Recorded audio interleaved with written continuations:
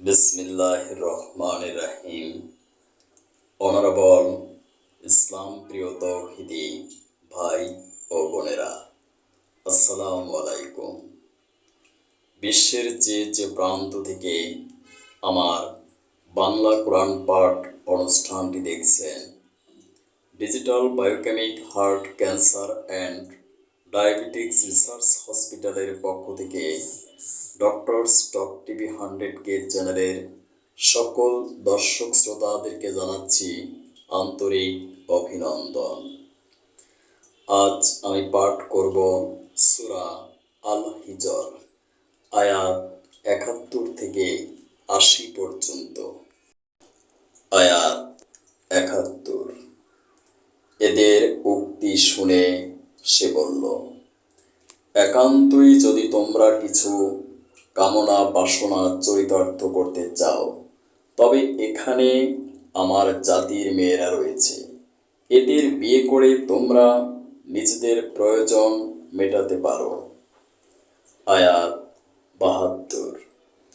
আল্লাহ তাআলা বললেন, হে নবী, তোমার জীবনের কসম করে বলছি, সেদিন এরা নিদারুণ এক নেশায় বিভোর হয়ে পড়েছিল।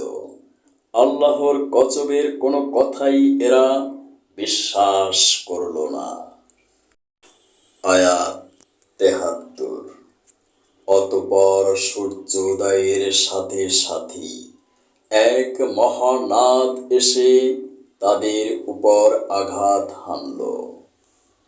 আয়াত 74। তারপর আমি তাদের নগরগুলো উল্টিয়ে দিলাম এবং ওদের উপর পাকানো মাটির পাথরের বৃষ্টি বর্ষণ করলাম। আয়াত 75। নিশ্চয়ই এ ঘটনার মাঝে পর্যবেক্ষণ সম্পন্ন মানুষদের জন্যে শিক্ষার বহু নিদর্শন রয়েছে। আয়াত 76। ধ্বংসস্তূপের নিদর্শন হিসেবে তা আজও রাস্তার পাশে দাঁড়িয়ে আছে। আয়াত 77।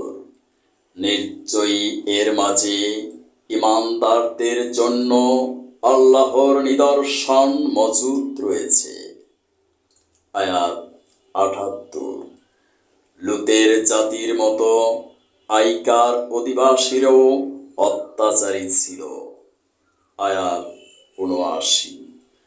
অতঃপর আমি তাদের কাছ থেকেও তাদের নাফরমানির প্রতিশোধ নিলাম, আর আজ এ উভয় জনপদই শাস্তির চিহ্ন বহন করে প্রকাশ্যে রাস্তার পাশে দাঁড়িয়ে আছে।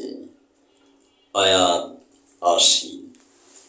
এভাবেই হিজরবাসীরাও নবীদের অস্বীকার করেছিল।